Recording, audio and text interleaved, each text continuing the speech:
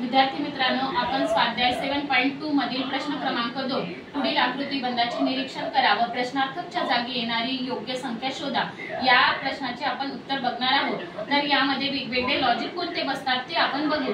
सर्वप्रथम आपण 3 वजा 2 बरोबर 1 गुणिला 4 4 एक 4। दूसरा है 15 माइनस 13 15 माइनस 13 किती येणार 2 2 गुणिला 3 किती येणार 3 दुने 6 आणि ही संख्या मग 17 माइनस 13 किती येणार 17 माइनस 13 4 गुणिला ही संख्या घ्यायची 4 दुने 8 मधातली संख्या आली।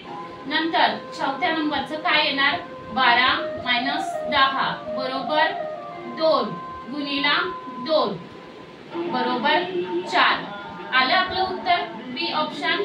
तर आपलं उत्तर आहे बी।